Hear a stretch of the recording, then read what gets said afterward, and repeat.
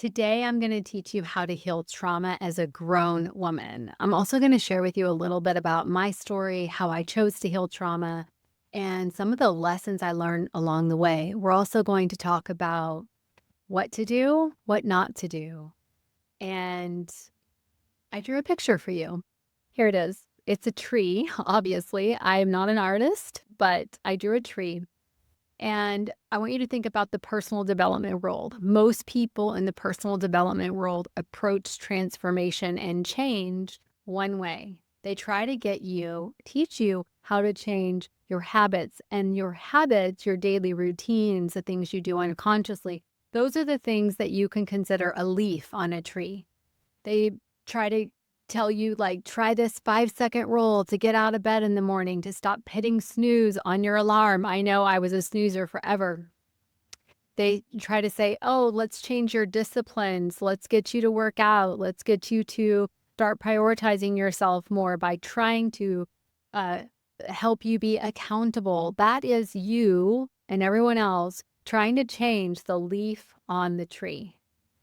But I don't see transformation by changing the leaf on the tree a long-term solution, especially when you have unhealed trauma. Let me tell you why.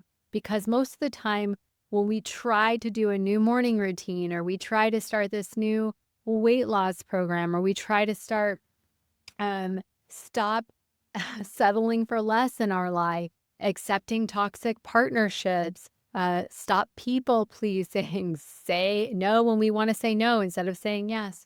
We usually fail, quote unquote, and then what we do is we blame it on ourselves.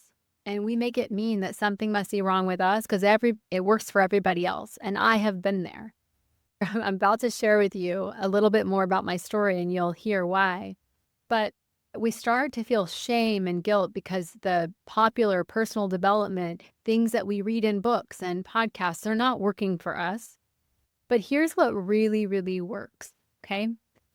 If trauma lives in the body, we have to heal at the root of the tree. If you go down here, if the tree is not bearing fruit that you want, or leaves, quote unquote, that you desire, you need to come down here to the root and heal at the root. And when you heal at the root, the tree produces more alive leaves or fruit.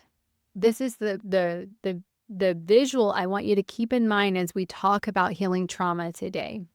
So I am Nina Vasquez. Right now, I'm a healing practitioner with thousands of hours of holding space for people.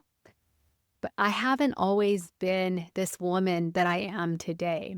I had a really rough early childhood, especially those early years between 0 and 8 years old. My mother was a drug addict. There was a lot of mental health issues, including schizophrenia, bipolar in my lineage on my mother's side. And I was put in a lot of, chaotic, toxic, unsafe environments. And so a lot of things happened to me as a child. And honestly, I just went throughout my whole 20s and 30s thinking that was in the past. I need to let it go. But I struggled in so many areas of my life. But the thing that I had the most was the will to survive. And that will to survive was the will that helped me sign up to go to the military when I was 17, because I was trying to run away from home, basically. That will to survive helped me leave a marriage and divorce after 13 years when I should have left many years before that. Or I had actually, to be truthful, I had left and went back many times before that. That will to survive is a thing that took me down the personal development path. And that's where I started the personal growth space, the personal development, like listening to, Tony Robbins and Mel Robbins and all those personal development, YouTube motivation. Thank God for YouTube motivation because it is something that really helped me in some of those dark early days on my journey. I'm actually looking at my notes too. So if you see me looking over, I just don't want to miss anything. I want to make sure that I share with you everything I want to share with you in this video. So most of my 20s and 30s, I spent in a hyper vigilant state. I was always hypervigilant, or I was very depressed, spent my Saturdays and Sundays in my bed. I had a family, so obviously I was neglecting my family, and I would work. I was successful on the outside. I had a career. I worked for the government. After I left the army, I worked for the government, and I was just unhappy. I was depressed, and I didn't know how to get out. I felt stuck a lot of times in my life. At my worst, I hit a rock bottom. This was in 2016. I hit a rock bottom. I got a divorce. My daughter went back and lived with her father. She stopped talking to me, and that was what I called my rock bottom. I remember like crying on the bathroom floor, asking God, why? Why is this happening to me? Why would he do this to me? I was the good girl. I was the one who never, I was always kind and nice to everyone. And how could this happen to me? And I remember feeling like I didn't want to live. I felt like I had done everything right. And why would this be happening to me right now? And I also remember a lot of people in my family thinking that I had it all put together. I at one point I lived in Dallas. I was working in a corporate world. I was living in a studio apartment by myself. And on the outside, I looked like I was happy, but I was suffering internally. There was a lot of unhealed trauma in my body and also my psyche. So from 2016 to 2020, 2021 or so, I was really living in the personal development space, consuming, reading books. I was even coaching for the life coach school at that time in 2020, 2021. I was using all that I had learned about mindset work and thought work. I was using it, but it wasn't really working for me. I would feel a little bit more peace, a little less suffering, but I wasn't changing my life or getting the results I wanted. And so I would use that to mean that, well, it actually proved a lot of my core beliefs about myself true, that something was wrong with me, that I was broken, that everybody else, had something I didn't have. And it really left me kind of feeling hopeless and stuck. I kept thinking, I know all these things, but I can't get myself to do the things, and I don't know where to go. So if this sounds like you're successful on all accounts, and you've even heard yourself say, I don't know why I'm depressed. I have everything I could want, then this video is for you. So I spent all my 20s and 30s not understanding, not knowing that I actually experienced complex trauma as a child. And I ran into someone, it was so divinely timed that a mentor of mine that said, Nina, don't you realize that you have complex PTSD, that you have complex trauma, that you've experienced trauma? And it just felt almost foreign. Like, what do you mean? And at the time, I could look back on my childhood and say, yeah, that was pretty effed up. But I didn't understand the impact of that on my life. And it was showing up everywhere in my life. And in that moment changed the trajectory of my life. I decided, it feels like I decided, but that will to survive that I was talking to you about, that will took me down a path of uncovering how to heal trauma. And I feel like I was guided. So one day I was living in Dallas and my brother was living in Oklahoma, and he mentioned a documentary. And in this documentary, it was about how to change your mind. It's actually called How to Change Your Mind. In this documentary, I learned all about the psychedelic path and how to use psychedelics to change your mind and to heal from trauma. And I just went down the rabbit hole. I discovered Peter Levine's work, his books, The Body Keeps the Score, many other books on trauma. And I started studying and I started learning. And I'm a forever learner. I went to another coaching institute where I learned how to heal trauma using inner child work and somatics and nervous system work. And I just really went down the path of discovering this. And not only did I go to that school, I took I'll share with you. We're going to get to some things that you can do, but I think that sharing my story can really be helpful, especially if you feel alone on your journey. And as soon as I learned about what psychedelics can help with, it felt like I was being pulled, called, guided to different plants, and I call them plant medicines. And I took that path.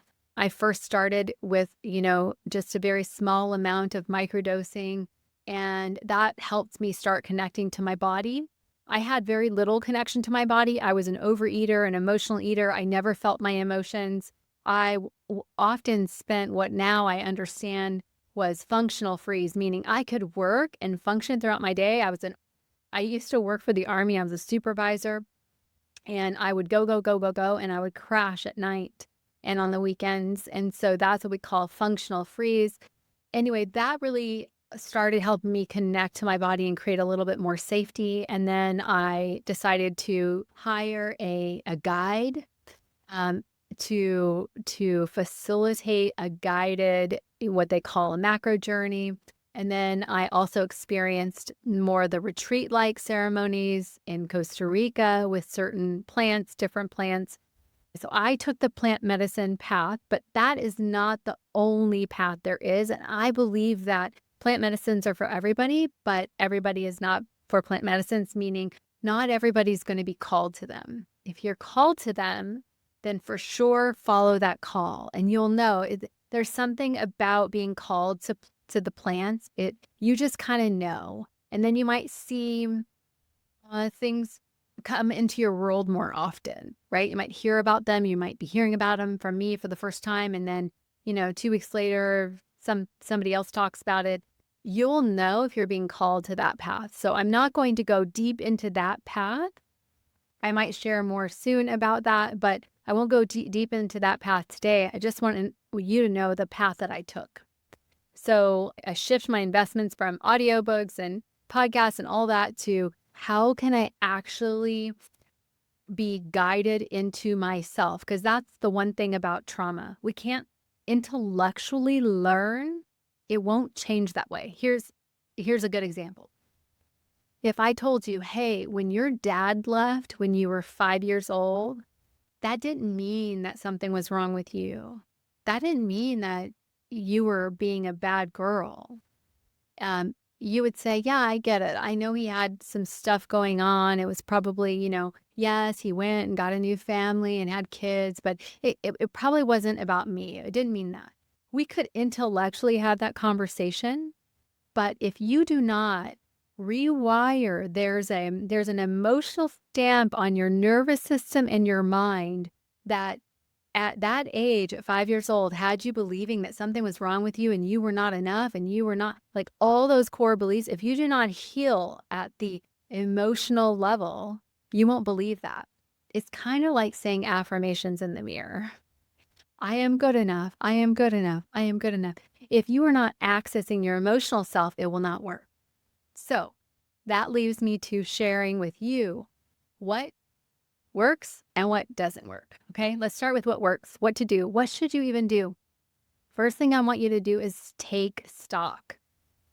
Take accountability. Own it. Own that what you walk through as a child. If you're watching this video, you experience some sort of trauma.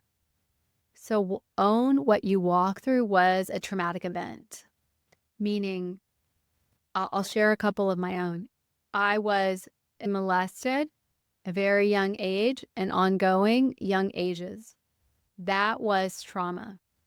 Not only was that trauma, but the neglect from my mother and my grandmother that allowed that to happen was also trauma. Another part of the trauma that occurs when we are abused is we don't have anyone to share it with. That's also a wound. That's also trauma. Maybe it wasn't sexual abuse for you. Maybe it was abandonment. Maybe it was neglect. Maybe it was no emotional safety in the home. You weren't allowed to cry. Maybe it was if you did cry, you got hit or slapped. That is trauma. Maybe it was your parents were in survival and so they didn't have space for you and they were working all the time. Trauma. You didn't get your emotional needs met. Trauma. There's so many different things. And most people say, no, no, no, I didn't experience any trauma. And I'm like, they tell me the things they walk through in their life because we think it's just like some big accident, They tell me the things they walk through in their life. And I'm like, do you understand the impact that had on an 8-year-old? What if your 8-year-old walked through that, right? So a first step is come to at least acknowledge that you may be a trauma survivor. You may have a wound that's not healed yet. Okay. All right. Number 2, start connecting to your body. This one is fun, but the mind will resist. You'll have resistance every time. So my favorite way to connect to the body is through breath. Breath will help you leave your overthinking, overanalyzing mind and come into the body. And it's a really great way to start connecting to your body. Here's why we have to connect to our body. The reason why we have to connect to our body is because that's where the healing of trauma happens. Okay.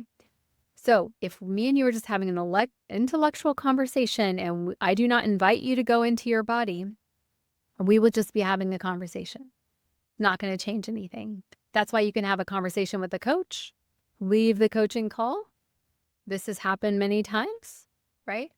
You leave the coaching call and you're like, I couldn't get myself to do what we talked about. Even if you share with someone that you want to be accountable to, I just didn't do it. I'm so frustrated with myself. That's because you didn't change at a cellular emotional level. You just talked about it. So that's why I do healing work at the root, because I see the effects in my clients and myself. When we heal at the root, the root begins to change. And you will be like, I didn't even plan to do that thing. I didn't need to be accountable. I just did the thing because now I did the thing. For example, if you have an abandonment wound and you think you're not good enough and you heal that wound and you remember that you're worthy and enough as you are, you will go out and live your life as you are worthy and enough as you are, and you'll start doing things and you'll be so shocked at the things you did for yourself, right? You prioritize yourself and you'll be like, where'd that come from? It's because you changed at the root, okay? So start connecting to your body. Breath is a really great way. Anything somatic. Somatic is a buzzword nowadays. Nervous system. Somatic just means of the body. So I'm going to recommend breath, meaning you can do 4 deep inhales. Breathe with me now. Exhale. One more. Breathe in through your nose. Exhale. You could do that 4 times and you will be connecting to your body. I recommend 5 minutes a day of connecting to your body. Even if you go outside, put feet in grass and just stand in the grass for 5 minutes. You can go on a walk that's mindful, so you don't want to listen to anything. You want to be in the body. You can scan your body if you'd like, right? Another thing that I really love when you're first connecting to your body is to do something like yoga, stretching.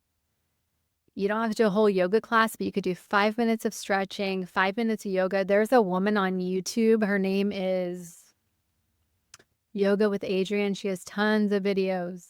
I found her recently after leaving the yoga studio and coming home to do it.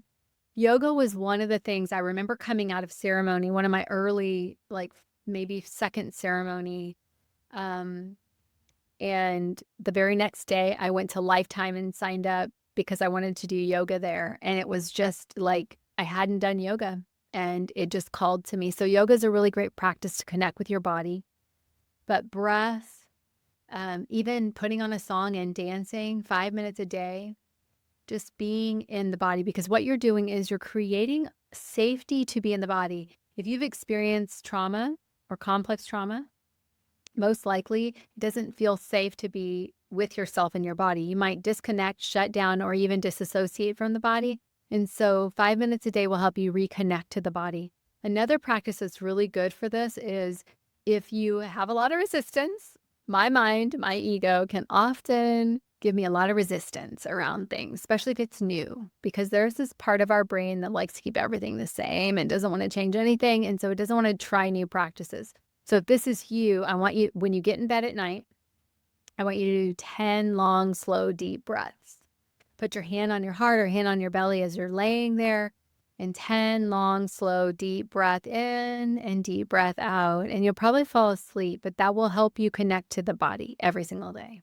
All right, number 3, start noticing your emotions. Okay. We have a lot of thoughts and beliefs about emotions and feelings. And, every once in a while I'll catch myself in that, like, oh, why am I crying? I shouldn't be crying because crying is weak, quote unquote. Right. So we have a lot of conditioning us. It depends on your family, where you grew up. But I want you to start connecting to your feelings at least once a day. Try to identify the sensations or vibrations in your body. Could be tightness in the jaw, could be butterflies in the stomach, could be tightness in your chest, or maybe even heaviness on your chest. Often the stress that I experience, if I ever stress, it's in my upper back, tightness in my upper back. Like, I want you to start noticing what's happening down here. Bring yourself out of the mind. This is where the mind likes to live, especially when we have unhealed trauma. And I want you to come down into the body somewhere. Notice what's happening. Maybe it's like warmth along your arms when you get afraid, but just like I don't want you to name the emotion yet. Like, we're like, I don't know, is it sadness? Is it grief? Is it anger? Is it rage? Is it frustration? You don't have to name it. You can just describe it to yourself. Oh, I feel like a burning lump in my throat. So that is a great start to connect with your feelings. We take that a lot deeper when we are in session. I guide people to go into the body deeper than that, but that's a really great entryway if you're wanting to connect to the body and heal the body. Many people are working on reducing stress. Stress is not a terrible thing. We are supposed to have stress and regulate, like go up and down, right? And be able to handle a certain amount of stress. But when you have unhealed trauma, your nervous system has a certain capacity for stress. And if you haven't healed the trauma, it's very challenging to be with stress. So you might go straight into fight, wanting to fight someone, or you might just shut down completely and avoid or fly, leave the whole scene when something gets stressful.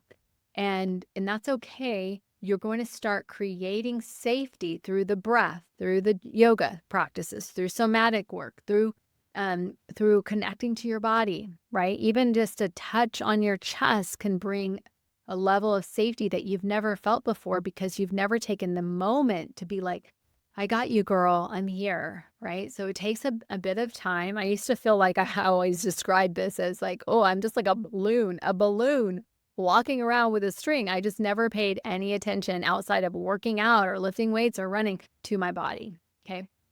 All right, so those are the 3 things of what to do, where to start. Let's talk about what not to do.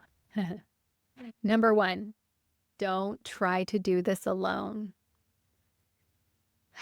Take it from me. I'm 47 years old.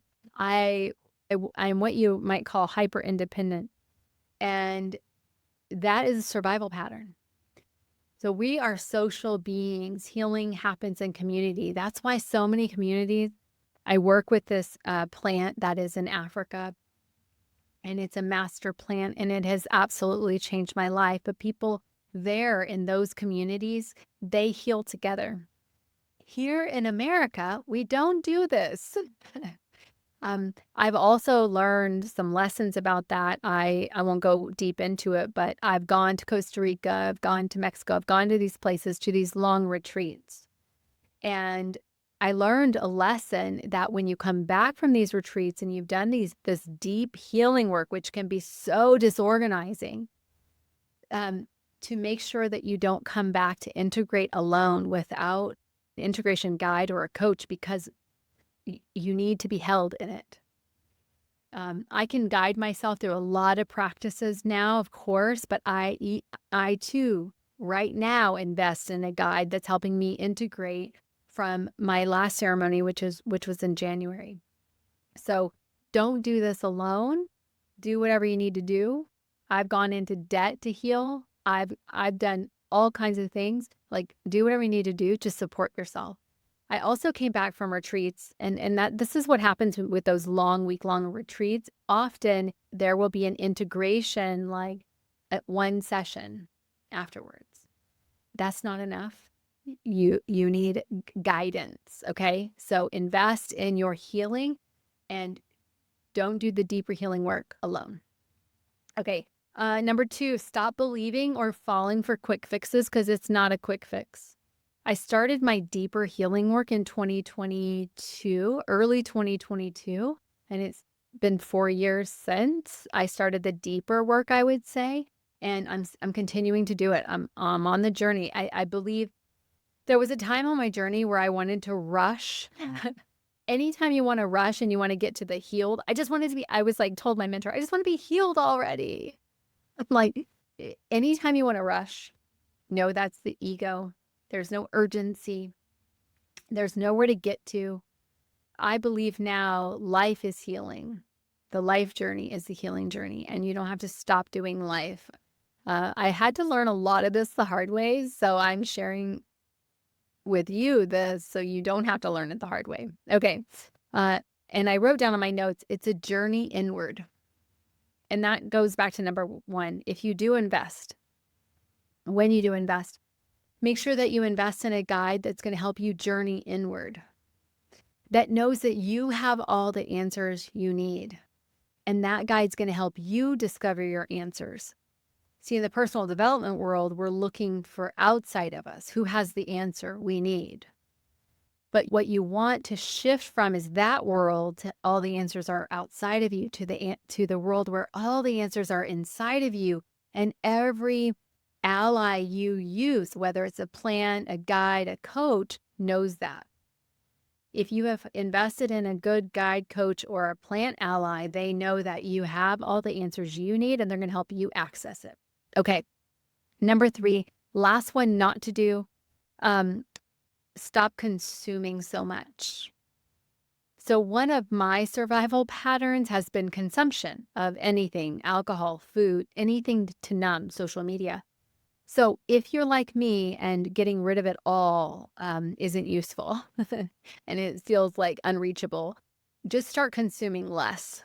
So get rid of the Audible membership, stop listening to so many podcasts, stop reading so much, and start going within, okay? Now, that doesn't mean you have to sit in meditation every day. You can do mindful walks. You can have somatic or coaching sessions, right? Coaching sessions with, whoever you trust to invest in. It doesn't mean that you stop reading altogether. You can start a journaling practice where you just journal. You're not doing thought work, okay? Thought work is the same thing as the personal development world that is, wanting you to just change your thought and it will change your life. And sometimes that works when you have a healed nervous system. Like right now, I could probably change a thought about something and that would help me take action and get the results I want. But at the beginning of your journey, when you haven't done any healing work around your nervous system and your trauma, trying to change your thought is like pulling a tooth out yourself rather than going to the dentist. Like, it is so challenging because that core belief runs the show. Okay. So consume less and start integrating more. Yoga, journaling, creativity, painting, art, there's been times even where I've like written and made up a story and journaled that. And art hasn't always been my thing. I recently started, dabbling a little bit. I'll show you one of my this is one of my art projects.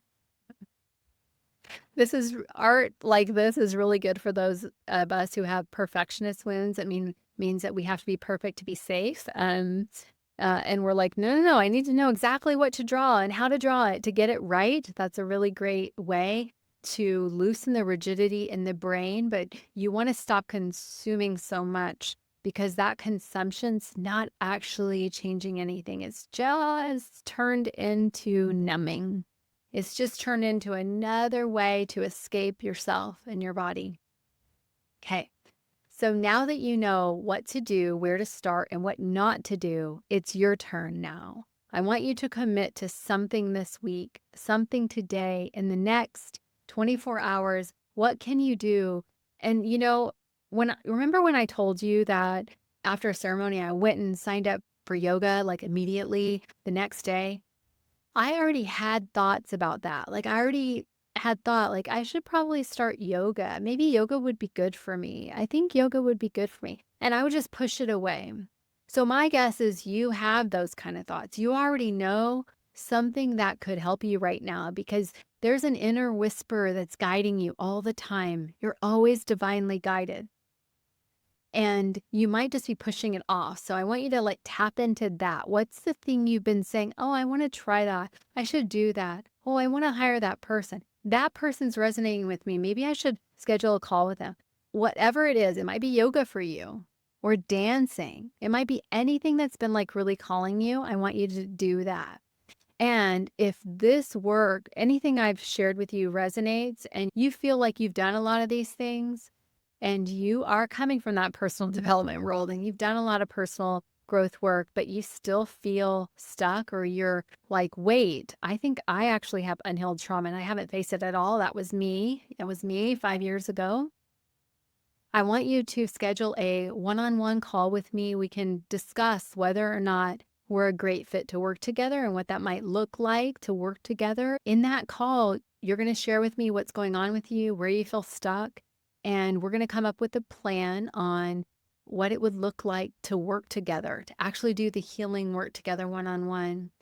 And if I have any other resources, if it doesn't feel aligned, I can recommend you to a different resource, but I recommend that you make that call and you can access the link to book that call right in the description box below. And if you like videos like this, you're definitely going to want to watch this video where I share with you why transformation is different for trauma survivors. All right, that's it for this video. Sending you lots of love. I will see you in the next video.